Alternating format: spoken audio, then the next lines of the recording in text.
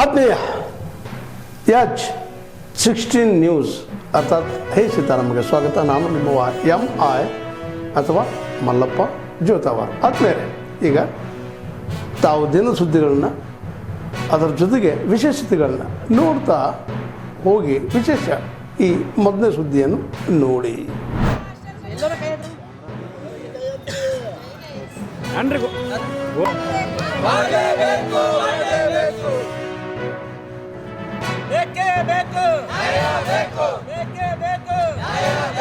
ಸಮಾನ ಕೆಲಸಕ್ಕೆ ಸಮಾನ ವೇತನ ಕೊಡಲೇಬೇಕು.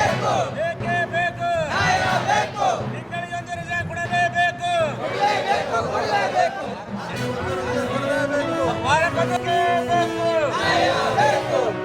ಸಮಾನ ಕೆಲಸಕ್ಕೆ ಸಮಾನ ವೇತನ ಕೊಡಲೇಬೇಕು. ಸಮಾನ ಕೆಲಸಕ್ಕೆ ಸಮಾನ ವೇತನ ಕೊಡಲೇಬೇಕು. 4 ತಿಂಗಳ ವೇತನ ಕೊಡಲಾರದ ನೀಚ ಅಧಿಕಾರಿಗಳಿಗೆ ಬೇಕೇ ಬೇಕು. 10 ವರ್ಷ ಮೇಲ್ಪಟ್ಟ ಕ್ಷಮಾತಿ ಕಾಂಕ್ಷಿ ಬಂದಿ ಮಾಡಲೇಬೇಕು. ಬೇಕೇ ಬೇಕು.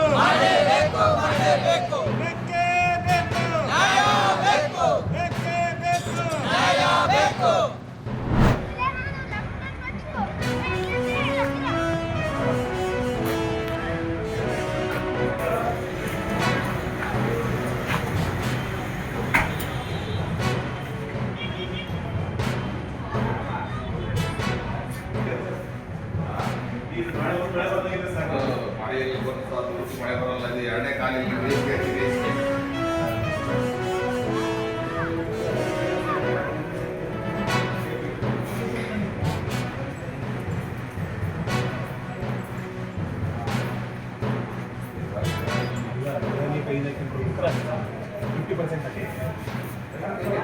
ಕೋರ್ಟ್ಗೆ ಕೋರ್ಟ್ ದುಡ್ಡು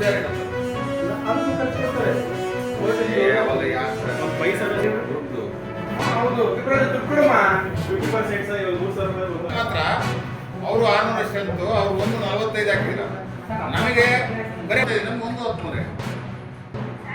ನೀವು ಅವಾಗ ಕೇಳ್ತಾರಲ್ವ ಅಮೌಂಟ್ ಇನ್ನೊಂದು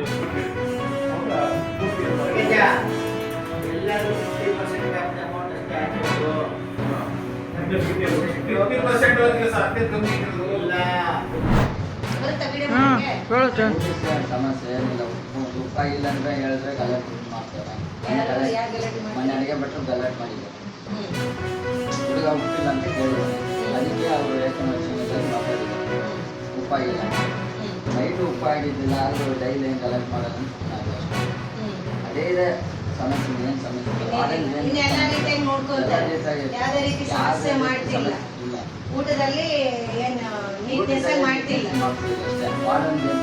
ಟೇಸ್ಟ್ ಇಲ್ಲ. ಈಗ ವಾರ್ಡನ್ ಏನಿಲ್ಲ ಪ್ರಾಬ್ಲಮ್. ಅಡಿಗೆ ಅವರು ಏನು ಧ್ವನಿಲಿ ಮಾತಾಡ್ತಾರ. ಅವ್ರದ್ದೇ ಸಮಸ್ಯೆ. ಹೆಡ್ ಕುಕ್ಕರ್ ಯಾರು?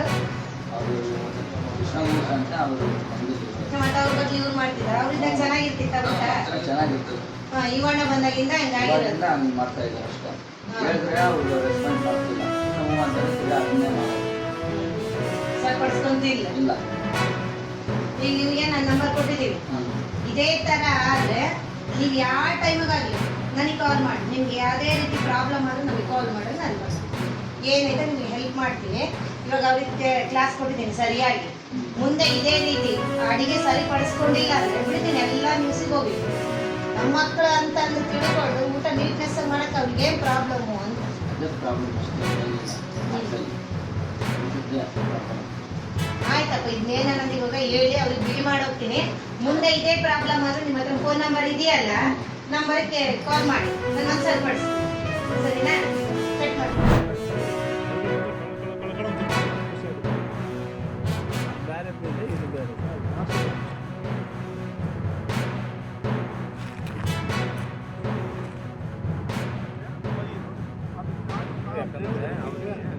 ತೋರಿಸಿದೆ